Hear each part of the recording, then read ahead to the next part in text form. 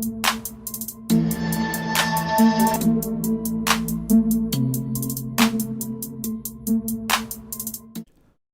up, nation? Welcome to another edition of the WiseTake MLB DFS Wise stream. CK013 here. You can find me on Twitter at CK_013, and of course, I'm from the WiseTake Nation, which you can find on all the social media platforms listed above, or directly at WiseTake.com. If you're looking to take your DFS game to the next level, we are a premium DFS content provider as well as a DFS community designed to help make you a better DFS player. Go check us out. Day passes available to try us out. WiseTake.com. That being said, if you're new to this channel, welcome. You've come to the right place for some free fire DFS content, so make sure you subscribe, hit the notifications bell, don't miss out on any of the free content we put out. Currently covering the MLB slates Monday through Friday, meaning we stream Sunday night through Thursday night with our first look right here. So don't miss out. Come hang out, do the dirty with us. Sick. That's how I'm feeling. It's 10:35 p.m. Eastern. The Astros game just started. 6 runs in the first inning, couple home runs, couple ribbies, and throughout the day, I slowly came off the Astros. Not that I didn't like the Astros, but I just kind of kept finding combinations with the White Sox. For some reason, just having an infatuation with the White Sox against lefties. Even in a bad park, I just always try that. But kicking myself a little bit for pivoting off the Astro stack that I kind of had all day, and so yeah, I'm a little bitter about it. A lot of times that shit don't bother me. We've been on a hot streak for the most part. Last few days have not been great for me, but overall we've been on a hot streak. And normally I don't let that shit bother me when you make a mistake, or you just kind of move on. But that one stung. It stung a little bit. And I was even texting Paul the worst part about it was this one thing: you have the team built pretty much all day, right? And then 30 minutes prior to lock, you change it. You come off it for whatever reason, talk yourself off of it. Then I have a team with it's like 801. I have a team with like all 805, 810 games, whatever. So I have 5 minutes, and in that 5 minutes, I suddenly freak out about not having an Astro stack, right? I only have 3 teams, mind you. So I take one of my teams, and I'm trying to figure out a way to work out the pitching I want with the Astros I want, and then mixing in the hitters. Couldn't find something that I felt comfortable with. So I aborted the mission, and I aborted the money. And that, ladies and gentlemen, was a stiff kick right in the ass. But anyway, the good thing about baseball is it is an everyday thing, and we get another crack at it. We get another slate to give it another shot. Now, this one's a big one, man. 15-game slate. 15-game slate. Just massive.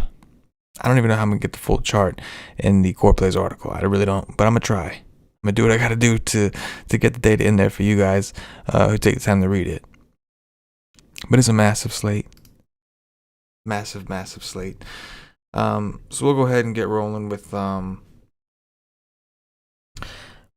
top pitchers. Pat Bush, what's going on? Just saw your comment in the YouTube chat, and hopefully you're doing well. Sounds like you're cashing. That's great. As you can see, I mean, if you just heard my little rant there, you'll know that not doing so hot myself tonight, right? Made a couple bad decisions, evading the Astros.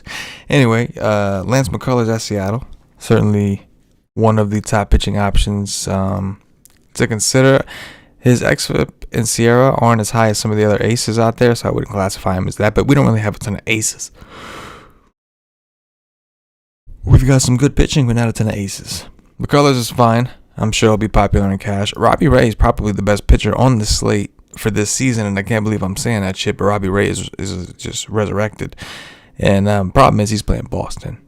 In Boston, so it's hitter-friendly park. Boston only a 21% K rate against lefties with a 178 ISO, a 328 WOBA, and a 105 WRC+. Not exactly a soft cupcake matchup, but he is the best pitcher on the slate, I think. Matchup aside, Charlie Morton against the Mets. I mean, I think this is a go. Mets offense not exactly intimidating, especially in Citi Field. They have a 24.9% K rate against righties with a 155 ISO, a 308 WOBA, 95 WRC plus. There was a doubleheader, I think, on Monday that the Braves and Mets played. I mean, I don't know what's not to like about Morton. His numbers are good. Everything looks solid. Julio Urias just pitched really well against the Giants. Now he gets an even better park out there in San Francisco. I don't love it when a pitcher sees a team so close together, but especially because the Giants are decent against lefties. They're a pretty good offense overall, but he did well, right? So I think someone we can at least consider. Dylan Cease, xFIP and Sierra, really good for him. Strikeout rate really high for him. Playing a Kansas City offense that has been a little more hot lately, but on the season, a 144 ISO, a 302 WOBA, and an 89 WRC plus. However, they only have a 22% K rate, which is never fun. But again, he has a great park to work with out in Kansas City. And then you got Kenta Maeda, who I completely expect to be the straight chalk. At least on DraftKings, where you have to roster two pitchers. Maeda's numbers are not terrible. They're starting to improve for a while. As xFIP and Sierra were in the 4s, but they've come under 4. 24.8% K rate is still a little bit down for him. But he's playing a Detroit team with a 26% K rate, a 160 ISO, a 307 WOBA, and a 93 WRC plus. Pretty solid, right? So yeah, I expect him to be very popular. There's a few other guys we can get into about. There's guys to consider, but we're just kind of moving on for now, and I'll try to narrow things down in my article. We're going to go to top offenses. So the Blue Jays should be pretty popular once again against Garrett Richards. They're playing Garrett Richards, who's got some of the weaker numbers on the slate in Boston, a very hitter-friendly park, and we know Toronto is tied for the Dodgers with the second highest WRC plus against righties. So expect them to be popular. The Nats go up against Matt Moore. We take a look at the Nationals. Currently, this is 5th in WRC plus against lefties with a 343 WOBA, a 22.3% K rate, and a 175 ISO. Matt Moore, we know, has an xFIP and Sierra above 5. Is a fly ball pitcher, and this game is in a hitter-friendly park. So yeah, I think that the Nats may draw some attention. The problem is the players, right? Outside of Trey Turner and Juan Soto, people don't really know where to go. And then you have to choose a lot of the time between Bell, or at least on DraftKings, you have to choose between Bell or Zimmerman, right? The Phillies on the other side of that. Eric Fede. Mr. Fede Wap. Also, some of the weaker numbers you'll see on the slate. Very good hitting park, as we discussed. So expect that game in general to get some attention, at least. I wouldn't worry so much about chalk, especially when it comes to the stacks, right? Because there's just so many ways people can go. I think ownership will be fairly spread out. The Twins against Tyler Alexander. Tyler Alexander does not look good. The Twins got rid of Nelson Cruz. That's a big blow to the lineup against lefties. But the righties are the ones getting it done right now. Just going to throw that out there. The Twins, 184 ISO against lefties. Now, again, getting rid of Nelson Cruz is going to be a big blow. But that Roker dude has been roping. Donaldson at home run. Sano. They still got some guys that get at lefties. And last but not least, the team that burned me pretty bad, I decided to go with two of their stacks, which is terrible, instead of an Astro stack, and that is the White Sox. The White Sox against Brad Keller. Brad Keller's been pretty bad this year. Granted, it looks like he's been a little unlucky with the batting average, balls and play being so high, but he's also been pretty bad. The White Sox have played well this year, WRC plus wise. ISO is still down against righties at 160. But a 109 WRC plus, 327 WOBA, 23.2% K rate. All fairly healthy. Don't like the park, but Kansas City's bullpen is pretty trash. So we'll leave it at that. So those are the offenses I thought kind of stood out to me the most. There's a ton of offenses on the slate, and I think you're going to have to do something a little crazy, which we'll talk about in the things to watch here in a second, to win a tournament. But we'll get into it, starting with the Marlins at Spencer Watkins. Some kids are the things to watch, of course. Marlins at Spencer Watkins. Spencer Watkins' numbers. There's up a 1.65 ERA, but his xFIP tells us a different story. Very small sample. This is a massive park boost for Miami, and on top of that, they get an extra hitter with a DH.